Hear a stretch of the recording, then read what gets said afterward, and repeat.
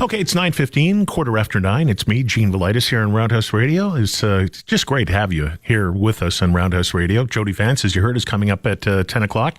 She used to be on TV talking about sports all the time, so I know she's going to like this topic. If you were watching baseball last week, and if you saw any of the highlights at all, you likely saw what happened during a Minnesota Twins-Yankees game in New York in Yankee Stadium. Todd Frazier hits this ball. It goes foul, just like bang, like that. It goes into the stadium, and it hit this little girl in the face. And I mean, the whole stadium just stopped. Some of the players were actually crying. They're getting down on their knees and they were praying. And the girl was taken to hospital. We'll get an update on her in a second. As of the day after the game, she was doing okay. Today, a U.S. attorney who's going to be with us here, Bob Hilliard, has filed a lawsuit on behalf of a season ticket holder compelling Major League Baseball to extend that protective netting in baseball parks. This is another lawsuit filed today on behalf of a fan who was injured at a Diamondbacks game in June. The fan, Terry Santiago, was attending the game with his wife and his 5-year-old son. He was sitting behind the dugout where there are no nets, and a foul ball hit him directly in the face. He was taken to the emergency room. He had 2 surgeries to repair a blown-out orbital floor of his eye, and that's very, very serious. And Major League Baseball, it just takes a little bit of netting. They did it in hockey, so why don't they do that? The attorney, Mr. Hilliard, joins us this morning from Corpus Christi, Texas. Thanks for being on RoundHouse Radio.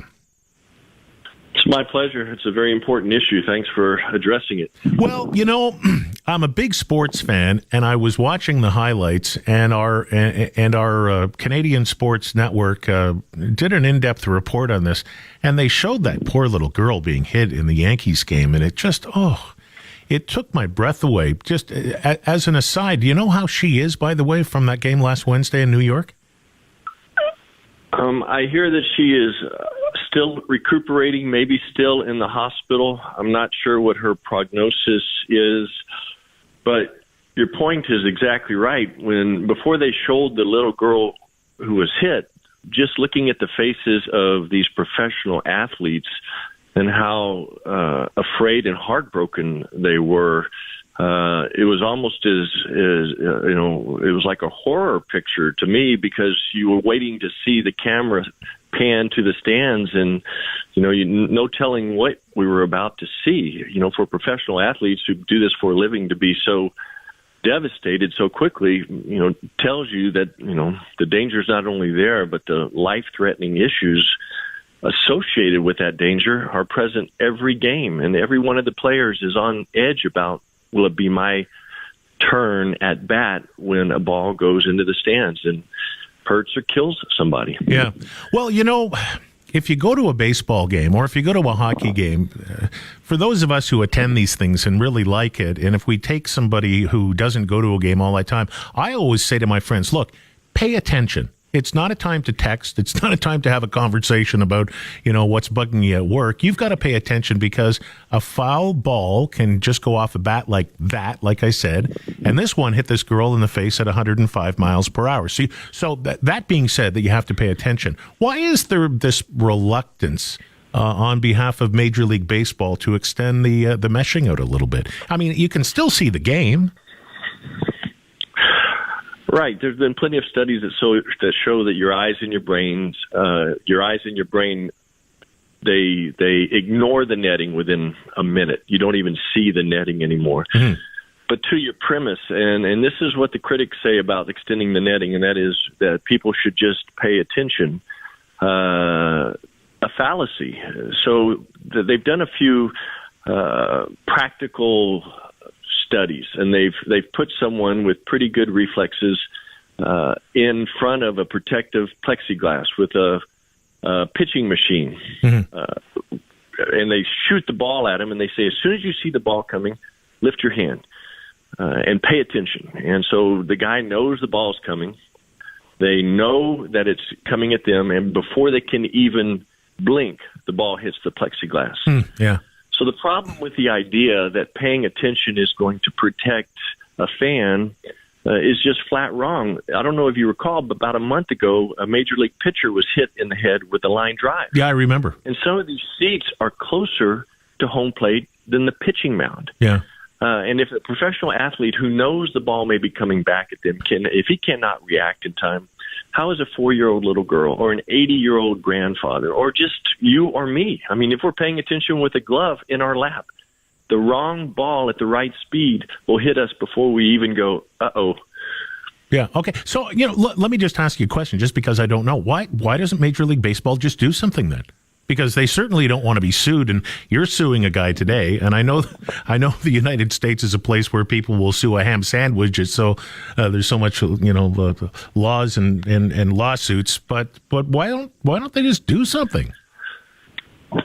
And, sometimes the purpose of litigation is to create social change. Mm-hmm. And this is one of those times. And the answer to your question is they say, Major League Baseball says, we cannot force either the owners or the stadiums or the teams themselves to do what they don't want to do. We can only suggest or recommend or encourage, which may or may not be true. I'm not sure I'm buying that completely, but that's why, we sue the owner of the stadium. And in the Diamondback case, the Diamondback team has asked the stadium to extend the netting. And the stadium says, no, we don't want to spend the money. And keep in mind that the Major League Baseball Association has come out saying, please extend the netting.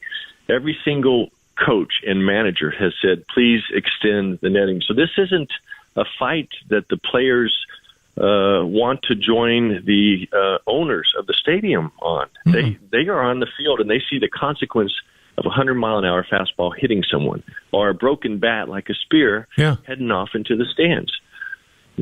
So, I mean, my final point on this is I really do believe that by next season you're going to see netting way past the dugout, hopefully from foul pole to foul pole.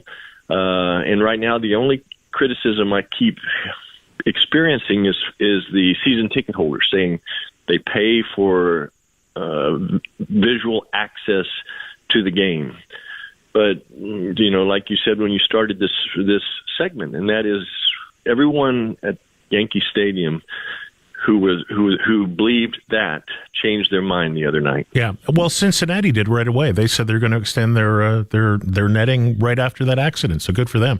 It's just, right. I find it really odd that owners wouldn't do that and be subjected to lawsuits and losing lots of money when they're making lots of money through TV rights and they can pay their players. So we'll see what happens next year. I mean, we've done it in hockey. And it took a death for hockey to do it, if you'll recall. Yeah, I do. A puck killed a child, and then they put the plexiglass around the rings. Yeah, we don't need that. We certainly don't need that in any other sport. Hey, let me ask you another quick question, just while I have you on the line here before we go. You're in Corpus Christi in South Texas. How's everything recovering from Harvey? Thanks for asking. The recovery's slow. Harvey stayed around after it came ashore. And our neighbors in Houston, they'll have a year or two before they are up and running again. The flooding was tremendous. Many folks here in Corpus Christi went up to Houston with our fishing boats and simply started helping people leave their homes and go to higher ground. So, there is no good news, but it is a point that the Texans all pulled together and we tried to help Houston. And now we stare at Puerto Rico and worry for our friends down there. Yeah. Okay. Well, listen, all the best with that. I know it's going to take time to recover, and I appreciate you being with us on RoundHouse Radio this morning. Thanks for addressing this issue. Okay. There's Bob Hilliard. He's an attorney. He's trying to get Major League Baseball to get the nets up and extend them further so people like that little girl don't get hit, and that's what we have to work on.